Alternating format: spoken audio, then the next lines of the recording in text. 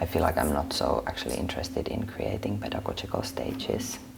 I'm more interested in weird transgressions and world building in performance that is just like somehow totally out of my everyday normal life zone. So I'm Teo Alaruona. I'm a performance artist and based in Helsinki. My background is also from a bit in fine arts. I did installations and videos at some point a bit more, but then I think it was around 2012 I think I made the first performance with my friends Venla Helenius and Irene Morai in Berlin, and then from there on I think somehow it just became really, I don't know, clear and evident for me that performance felt like the right medium for me. For a long time, what has kind of kept me busy is, I guess, possibilities and potential of the human body as a place and space for performance, and also the relations of human body to its surroundings and other kinds of bodies than human bodies. So I guess like ecological questions, and by ecology I kind of here refer to any kind of interconnectedness between different kinds of beings. Topics that come up for me again and again are, I guess, around sexuality, fantasies, desire and pleasure, but also topics around environmental toxicities and the discourse around how environmental toxicities are contextualized in relation to transness and trans bodies. Yeah, and then like many of my works also have a thread of autofiction in some ways, or like very often they stem or start from a place of my body and my maybe experience or understanding of the world, and then I mix it up with fictioning and sometimes also like scientific language and things like that. Yeah. Mä oon yliherkistynyt sulle. Ja se on ihanaa. Se on all I ever wanted. I think Toxin Sex of Future Comings is or I feel like Enter Exude is a kind of a sibling work for that, or the kind of the next step or the next stage for Toxino. And I made it with Even Minnagen and Satu Kankkonen and Alvi Haapamäki. And it's a solo piece, a long, very much text-based work, a monologue even, you could say, 1 hour monologue. It's just like a kind of mass of words. And what happens in that work actually on stage is very, very minimal. I'm there, I'm sitting on floor covered in baby oil and I have this nice yellow contact lenses, and then I'm just speaking through this whole text, and then there's soundscape made by Satu, and also some like live editing of my voice. But like really the kind of the work is like very minimal in many ways, but not when it comes to the text. What the work speaks about is this, that gender and sexuality is always created through and with the surroundings wherever one is. Yeah. Sä sanot, että sanat on oman itsen tai oman ruumiin rakennuspalikoita.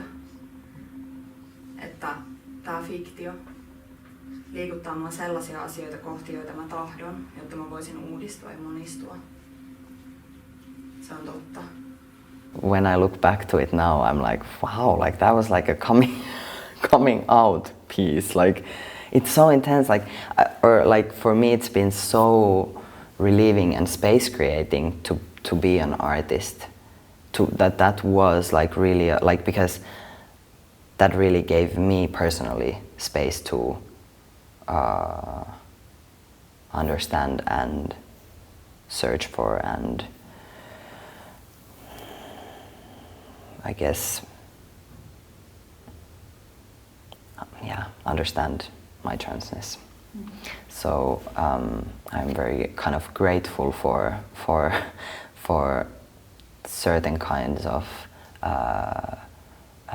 artistic practices, especially around the somatic fictioning of mine, or what I've been encountering throughout my studies, for example, because they really kind of gave me or opened up a gateway to look at my own understanding of my body. In many ways, in biological and ecological theories and discourses, transness is often seen as something divergent, somehow some sort of like a kind of a mistake in nature, and also unnatural. Also, when it comes to toxicities, especially, and this idea that trans bodies, more of them would be born into the world due to environmental toxicities, that of course like connects trans people to toxicities very straightforwardly. It kind of like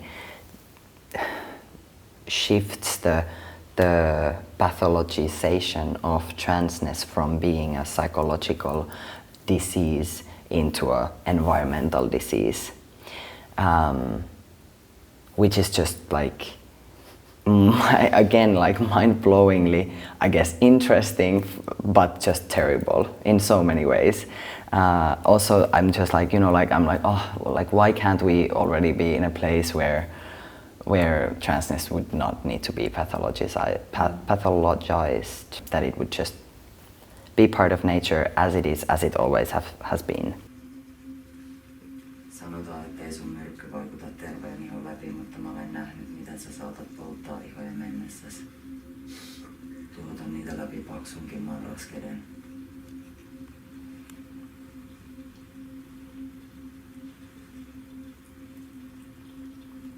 Like what I've been thinking lately is why somatic fiction is so important for me in relation to this kind of transmaterial world building that I'm doing in my works, or trying to do in my works, is that if natural as a word and as a concept is seen as something real and something trustworthy and something like pure and something that people want to believe in and trust in, and then when trans bodies are seen or are contextualized or conceptualized as unnatural, something that is like against nature, then I've been thinking that trans bodies are actually like supernatural, because they make, with their bodies and their somaticness and somatics, they make the kind of fictionality of the word natural and the real to be seen. So that actually, because we show with our bodies that it's obvious that biological idea of binary gender system is not real. It's fictional, it's made up. So with our bodies we kind of we transgress the idea of natural. So, and that is the meaning of supernatural, something that is beyond natural. And that I really like to call trans people supernatural. I think it's great. Tämä ruumis käy läpi prosessin, jossa toisesta tulee toinen. Ei niin kuin solun jakautumisessa. Emosta tulee identtinen tytärsolu. Tässä ei ole emoa, ei tytärtä. Mä olen mun ruumiista, mä olen mun ruumis ja ruumiit. Mä tulen ja tulen uudestaan. Bodies are shaped by and through and with words and conceptualizations that are talked about of them and said about them. And if I'm thinking of my own coming into transness, I feel like I needed to start to do somatic fictioning, somehow like really going against, not against, but like really kind of working through that is my body actually those words that are told about my body, and those biological facts, the biological natural facts that are said about my body. I needed to start to do like really deep somatic practicing with my own body and understanding that, wow, like actually there is something totally different moving in me and saying to me that this is real, this is natural, this is actual, this is real. So I think that somatic fictioning is something that is somehow like kind of really like a home building for trans people, and can be really a home building for them, but also for anyone. Yeah, I mean, we are all changing all the time in so many ways, and nobody is pure or essential in any way. So I think like everyone should maybe like check their body's relation to those biological facts that are told about them. You might not end up in a place where you find yourself to be trans, but you might find something else about yourself that, I don't know, talks a different story than the biology books.